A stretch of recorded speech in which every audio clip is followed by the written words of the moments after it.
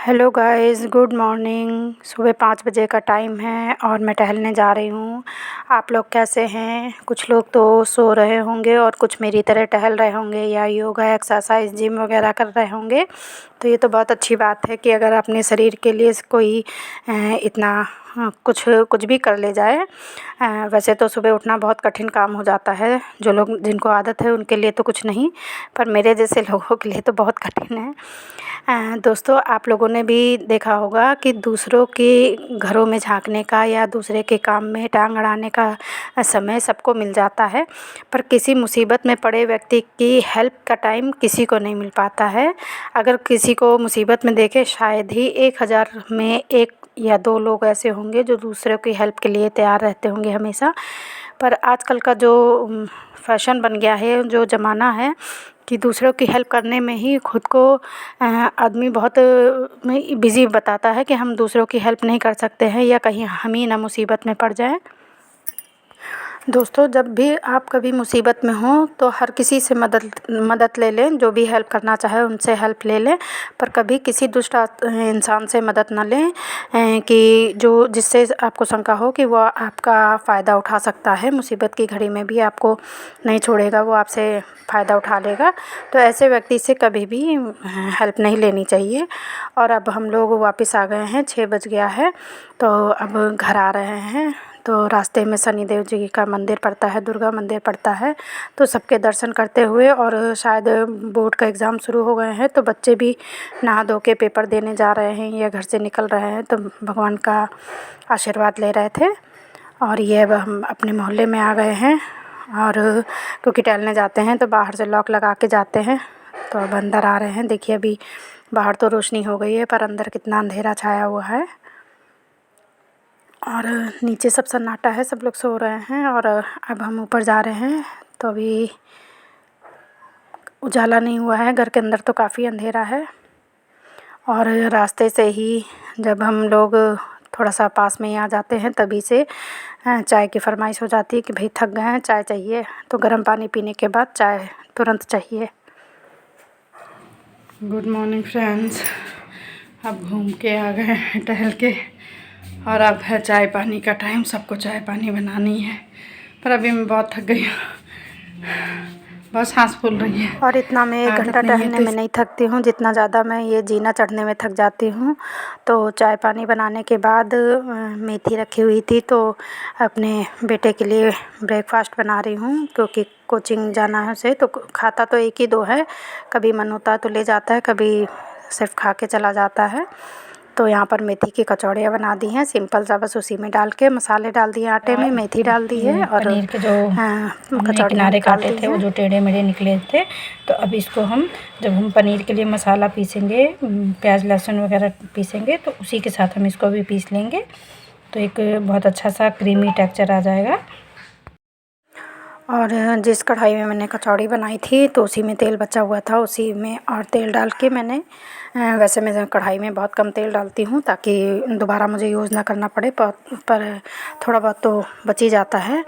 तो यहाँ कुछ खड़े गरम मसाले डालकर मैंने जो लहसुन प्याज और टमाटर वगैरह पीसा था तो उसे भून लिया है। मसाला तैयार हो गया है। मसाला तैयार होने के बाद मैंने उसमें मटर डाल दी है और ग्रेवी लगा दी है, और जो खड़े मसाले डाले थे उनको सब हटा दूँगी, क्योंकि अगर मेरे बेटे के मुंह में आ जाता है ना तो बहुत ज़्यादा चिल्लाता है। उसको मिर्च मसाला बिल्कुल नहीं पसंद है। बिल्कुल सिंपल सब्ज़ी है, ये भी मैं बना रही हूँ, तो ये इसके सिर्फ दाने और पनीर खा लेगा, मसाला फेंक देगा, क्योंकि उसको मसाले वाली कोई चीज़ नहीं चाहिए। बिल्कुल तेल मसाला बिल्कुल भी नहीं पसंद करता है वो, तो मैं ज़बरदस्ती थोड़ा सा कचौड़ी वगैरह बना देती हूँ कि बच्चे हैं, इस उम्र में थोड़ा बहुत तो खाना ही चाहिए। और फिर सारा काम निपटाने के बाद झाड़ू पोछा बर्तन वगैरह सब करने के बाद ये मेरी कुर्ती है तो 2-3 साल पुरानी। कलर डिज़ाइन अच्छा था, पर थोड़ा सा गले के पास से धुलने में ही जब धो रही थी तभी वो फट गई थी, फसक गई थी। तो इसका आज मैंने सोचा कि फालतू रखी रहेगी और किसी काम भी नहीं आएगी, है तो कॉटन की, पर क्या पोंछने पाछने में ऐसे बेकार हो जाएगी। और मुझे इसका डिज़ाइन अच्छा लग रहा था, तो मैंने इसके 2 ऑर्गेनाइज़र बना लिए हैं। तो मैंने कुर्ती को 4 फ़ोल्ड में रखा है, मतलब डबल फ़ोल्ड कर दिया है। तो 2 तो कुर्ती के आगे पीछे के पार्ट होते ही हैं, डबल कर दिया है।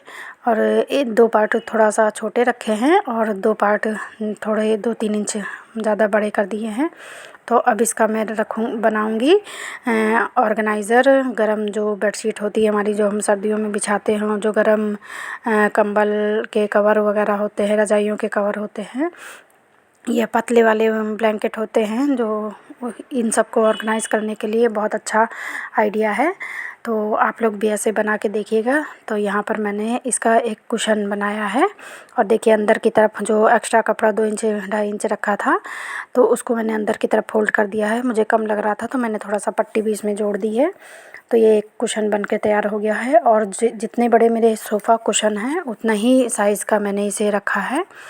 और अब मैं इसमें जो मेरा रज़ाई का कवर है उसको अच्छे से फ़ोल्ड करके, मतलब इस कुशन की नाप का फ़ोल्ड करूँगी। और ये देखिए, इसको उसी कुशन के नाप के हम फ़ोल्ड करेंगे। आप जिस भी नाप से बनाइएगा उसी नाप से आप फ़ोल्ड करिए और उसे मतलब कवर के अंदर इसे डाल दीजिए। एक आप ऐसे सिंपल फ़ोल्ड भी कर सकते हैं और एक दूसरी फ़ोल्ड भी बताऊंगी, ताकि अगर कुशन इधर उधर बच्चे फैला देते हैं या उछल कूद करते हैं बच्चे, कभी कभी कुशन से खेलने लगते हैं, तो वो ख़राब नहीं होगा। तो आप लोगों के साथ दोनों आइडिया मैं शेयर करूँगी। तो यहाँ पर मैं जो पहला मैंने कुशन बनाया है, कुशन कवर बनाया है सॉरी, तो उसमें मैंने अपने रज़ाई का जो वुलन कवर है तो ये रख दिया है। तो मैं 2 कवर यूज़ करती हूँ, इसे ब्लैंकेट में भी चढ़ा देती हूँ। रज़ाई में मेरे छोटा ही पड़ता है, लिया तो रज़ाई के लिए था, पर रज़ाई में यूज़ नहीं करती हूँ, ब्लैंकेट में यूज़ करती हूँ। तो और यहाँ पर आप चाहें तो बटन लगा दीजिए या चुट लगा दीजिए या हुक लगा दीजिए, कुछ भी लगा दीजिए। और ये देखिए मेरी गर्म बेडशीट है वुलन वाली, जो सर्दियों में बिछाती थी, अब गर्मियों में इसका कोई काम नहीं है। तो इसे इस तरह एक के अंदर एक करके इस तरह पैक कर देंगे और फिर इन कुशन कवर के अंदर रखेंगे। तो कोई भी ये मतलब कितना भी बच्चे कुशन को खेलेंगे, फेंकेंगे, कुछ भी करेंगे, पर ये मतलब हटेगा नहीं कभी। जैसे अंदर से गोल गोल हो जाता है वो कुछ नहीं होगा, आपका जैसे का तैसा बना रहेगा। और ये बिल्कुल कुशन बहुत अच्छे से यूज़ होते हैं, आप बेड पर, सोफ़े में, कहीं भी यूज़ कर सकते हैं गर्मी भर, क्योंकि ये कपड़े इतने सॉफ्ट होते हैं कि किसी को पता ही नहीं चलेगा यूज़ करने में कि हम इसके मतलब इसमें रुई नहीं भरी हुई है, इसमें ये ब्लैंकेट कवर और पतले वाले ब्लैंकेट वगैरह भरे हैं। तो इससे हमारे एक तो मेरी कुर्ती यूज़ हो गई। ये देखिए, देख के कोई नहीं कहेगा कि इसके अंदर रुई भरी हुई है या सॉफ्ट वाले ब्लैंकेट और ब्लैंकेट कवर भरे हुए हैं, बेडशीट वगैरह भरी हुई हैं। जबकि कॉटन बेडशीट अगर हम भरेंगे तो वो वजन हो जाती हैं और टाइट हो जाती हैं, पर वुलन कपड़े रखने के लिए ये ऑर्गेनाइज़र बहुत ज़्यादा बेस्ट है। आप भी एक बार इस तरह यूज़ करके देखिए, इससे कई सारे फ़ायदे हैं। एक तो हमारी पुरानी कुर्ती यूज़ हो गई, दूसरा हमारे घर की सुंदरता बढ़ गई। आप सोफ़े पे रखिए, बेड पर रखिए, जैसे भी कुशन जहाँ भी रखें, पर बनाइए इस साइज़ का, जिससे आपके सोफ़ा कवर मतलब सोफ़े के जो कुशन है उसी साइज़ का बनाइए, ताकि अलग से ना लगे। और तीसरी बात है कि जो ये ब्लैंकेट और कवर वगैरह रखने से हमारा बेड या जो बॉक्स होता है ये भर जाते हैं, तो ये सर्दी भर एक्स्ट्रा नहीं भरेंगे, उसकी जगह हम स्वेटर या कुछ और दूसरी चीज़ें रख सकते हैं। और देखिए सोफ़े पे रखा हुआ भी एक ही साइज़ के हैं, इसलिए ख़राब नहीं लग रहा है, मैंने मिक्स मैच करके रख दिया है, तो यहाँ भी अच्छा लग रहा है। तो इस आइडिया से आप अपना घर भी सजा सकते हैं, पुराने कपड़े का भी यूज़ कर सकते हैं, और ऑर्गेनाइज़र तो है ही, इतना अच्छा ऑर्गेनाइज़र और कहीं नहीं मिलेगा। तो इसका कुर्ती का यूज़ तो वो हो गया था। अब आई बारी स्लीव्स की, तो हमें कुर्ती का फुल यूज़ करना है।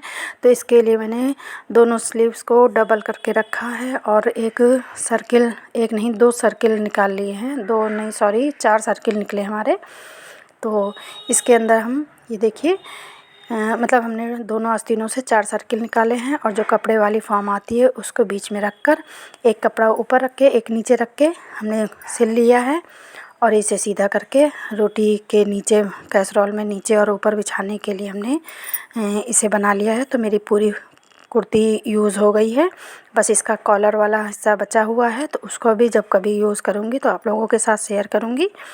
तो इससे रोटियों में जो पसीज जाती हैं, गीली हो जाती हैं, वो नहीं होगा। तो मेरा वीडियो अच्छा लगे तो प्लीज़ लाइक कीजिए, शेयर कीजिए। और अब शाम का टाइम है, जा रही हूँ आलू और शिमला मिर्च की सब्ज़ी बनाने के लिए। तो आप लोग भी आ जाइए डिनर के लिए।